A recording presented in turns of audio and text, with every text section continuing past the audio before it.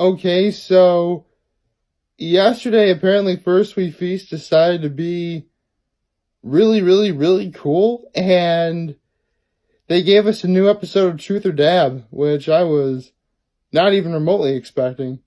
Yeah, they actually got Caleb and one of the other kids from Stranger Things, the one who used to actually be on Broadway, which they did talk about in, Truth or Dab. But for those of you guys who don't know, Truth or Dab is sort of, well, I mean, technically it is part of Hot Ones, but I guess it's sort of like a spinoff of Hot Ones, if you will, where, it's essentially like, the game Truth or Dare, where you either have to tell the truth or, in some instances, get, like, a set of trivia questions right, or you have to eat a hot wing, but not just any hot wing.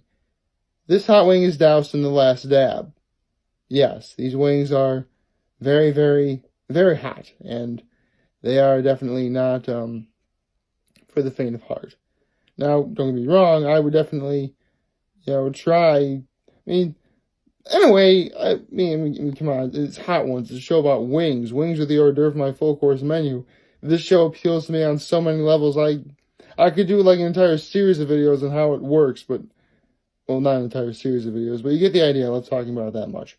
So, yes, we are, they did that, and it was a fun episode. I'll put a link in the description because, outside of, I mean, to be honest though, last week I was sure that we were not going to get a new episode of Hot Ones at all. I mean, last Thursday was 4th of July, and don't get me wrong, it was a big day for a lot of reasons, but it really is a day where, a lot of people, do like to take off, so I was convinced we were not going to get a new episode of Hot Ones at all. But to my surprise, Adam Devine from, Workaholics fame and the Pitch Perfect movies, I love that guy. That guy is awesome. And to one of my best friends from college who pretty much dubbed the phrase Workaholic Wednesdays, I'm sure he probably saw. I mean, maybe, I don't know. But if he saw it, I hope he enjoyed it, and, that's really cool. But enough about that. How about we get into talking about the new episodes of Amphibia that premiered yesterday. This is episode 13, Croak and Punishment, and Trip to the Archives. Now, Croak and Punishment, I'll actually get into the real importance of this particular episode in a moment, but it'll be pretty obvious why. So, Croak and Punishment, obviously, is a play on the words crime and punishment, where Sprig finds like some sort of rare shell that he wants to give to Ivy for her birthday the next day, or tomorrow. Not in real life tomorrow, but tomorrow in Amphibia. Anyway, so he sets it down, pretty much relatively out in the open, and this is actually a really smart thing, where Anne's like, don't you think maybe you should, like, I don't know, hide it or cover it so you know what it is? Like, yes. Whenever I find something really, and that's a smart thing. Whenever you find something really important, don't leave it out in the open, people. Like, this is why I keep my wallet and my phone on my person at all times, unless I'm in the sanctity of my own home. It's stuff like that. That's why, we have problems with, crime in this world, if you will. But enough about that. So basically, after a day of working on chores, I do believe they cleaned Bessie's stable, which Anne, I do believe, refers to it as that's something I'm gonna be that's gonna traumatize me forever. I think there was a comment of that. But one thing that really got me right in the beginning was Hot Pop commented how rare it is to find the shell that Sprig found, and then Hot Pop's like, there are frogs that go their entire lives and never see one. And then Polly is like, haha, suckers. That was a hoot. That really got me. Man, Polly's quick wit is really, like, growing on me. It's ironic that she went from being the character whose name I forgot the most to, being obviously one of the best characters on the show. So, yeah, way to go. That's just good writing right there. I don't know what to tell you. So, turns out they get back from, cleaning Bessie's stable, and the shell's gone. And so, Anne literally pulls off the trope of, watching, like, bad cop shows, like Cops and, like, Law and Order, stuff like that, whatever. And so, Anne and Sprig, try and go around town doing the good cop, bad cop thing. But they really do take it over the top with this one. And so they actually find, like, mustaches and they put them on. And they're like, it was so grim. Like, why are you wearing, don't get me wrong, mustaches are cool. And I know what you're trying to do here. But this is just a set of, like, hilarious writing that really got me. But eventually Sprig takes it too far. A lot of people end up, like, not like him anymore.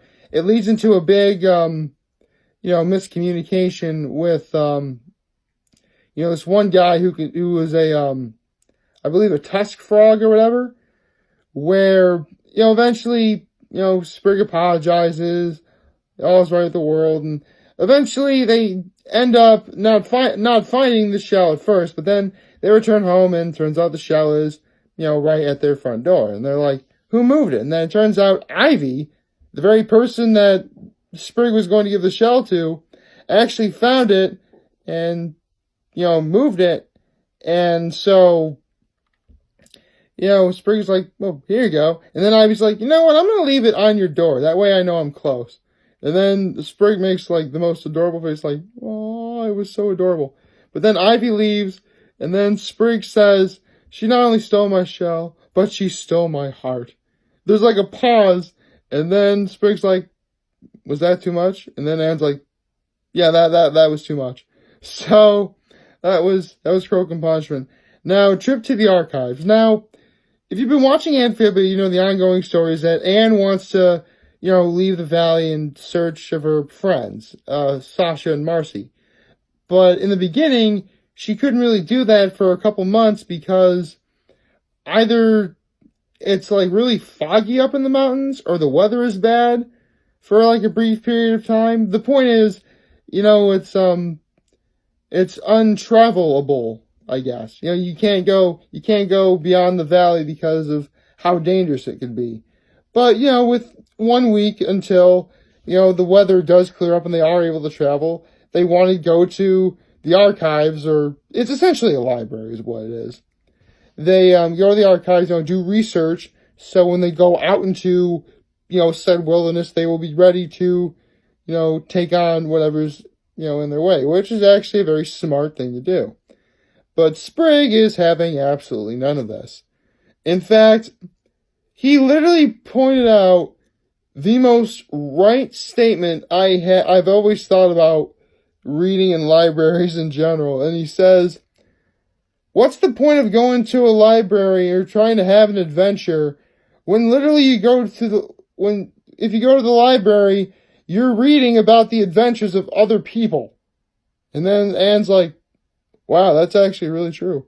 I'm like, this guy gets me. This guy totally gets me. Because, I've made no secret before, I'm not really the biggest fan of reading. But, I do see that some people do get entertainment out of it, and if that is how you get entertainment out of it, that's totally on you. It's none of my business. But, in trying to, sort of entertain himself, Sprig sort of takes it too far and puts the family in a pseudo-esque adventure where they actually are locked into, into the archives. So, obviously, the point of it is, trying to get out. But how they first try and get out is, the door to the archives is activated by skylight, where it's sort of like, the sunlight hits a lens, and that lens is reflected onto another lens, and that's what opens the door. But Sprig takes the lens and accidentally breaks the lens that opens the door, and so they try and use the skylight to try and get out, because, if light's able to get in, it's perfectly feasible that, the opening would allow it to, allow them to go forward. Excuse me. So Anna actually gets stuck, and then it's actually Sprig who realizes, wait, if the archives actually used to be someone's home, because they established that, the archives are actually someone's home, then it stands to reason that there are other ways out, specifically, pipes. So Sprig, Hop Hop, and Polly end up going through the pipes in order to get out, and where they get out actually leads to some of the best legitimate toilet humor I've ever seen. But it's actually toilet humor done right. Just so I don't want to give it away. But they save Anne, and first Sprig saves Anne from, because aphids are coming out, or not aphids, it's cicadas. Cicadas are coming to, feed, and they're attacking Anne, but Sprig saves them or whatever. And Anne's like, how'd you get out? And then Sprig's like, you don't want to know. And then Hop Hop and Polly show up doing the same way, and they're like, yeah, we got tired of waiting for you, so we took the pipes ourselves. I've seen things. This is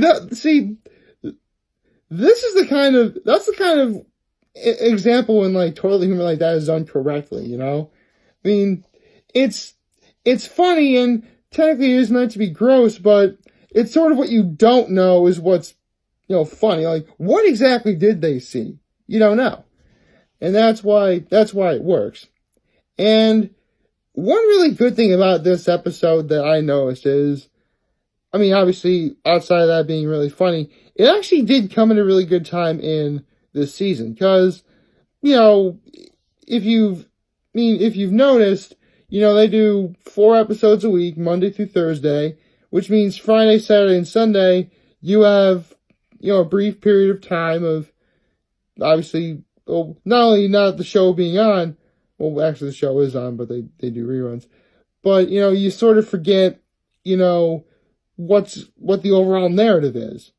And in this episode, having been several days after the last new episode premiered on July 4th, there's sort of, recapping a couple of things that allows you to pay attention more. That's actually really good writing, and I love it. That's actually what a good story does. If it's been a good while since, the story progressed, throw a little, sort of hint here or there as to what's going on, and, we can follow it. It should be subtle enough where, we do get what we don't quite know everything that's going on, but important enough where, okay, we can actually sort of take a look at this and, keep going with the story, and, that makes it good. So, yes. Overall, episode 13 of Amphibia was awesome. Cannot wait to see more. We are well into the latter half of the season, which means after July 18th, there's going to be a very long period of time where, we're not going to get a season 2. We are getting a season 2, but it's not going to premiere for a long time. I'm actually quite sad about that. I hope it's not too long. I really don't want to have it happen like Avatar: The Last Airbender, where, the season ends on whatever note it does. Well, here's the thing. It's probably only going to happen if the season 1 finale ends up being bad. I hope it's not bad. I hope it sort of ends on a happy note, but if it doesn't, it is what it is. Pretty obvious I've grown pretty appreciative of how good this series is. I'm really glad, I stuck with it because, and I've said this before, I didn't really follow Gravity Falls when it first premiered and first, aired all the episodes that it had. So I really want to make sure I'm here for this one because this is easily a show that, for all intents and purposes, the show really could have been bad, but it's not. It's actually very good. I am quite entertained by what I am watching, and I cannot wait to see more tonight, tomorrow, Thursday, and all next week. Yeah. So, very excited. Cannot wait to see more. And full disclosure, There's actually been a song I've been listening to a lot. But I don't want to give away what it is because it sort of involves a sort of series of videos that I've been thinking about doing. I'll just say this. Considering one of the things I've been talking about a lot since doing these videos at all, and considering that it's really starting to be more prominent in the community of this thing that I've been talking about, I really don't want to give away what the song is. Let's just say it's very apropos for what it's referring to. I will just leave it at that. All I can say is, if you listen to this particular song, and watch what's subsequently leading into, and it doesn't make you a fan, I don't know what will. Like, favorite, share, hit that subscribe button, follow me on the social media platforms. I am humbled that I made this video for all of you guys to watch and enjoy for today. I'm hopeful you have a wonderful, wonderful, wonderful Tuesday. And remember, for if you guys want to talk or chat, I'm always going to be here to lend an ear, and I will always have your back. Take care, and of course, make good choices.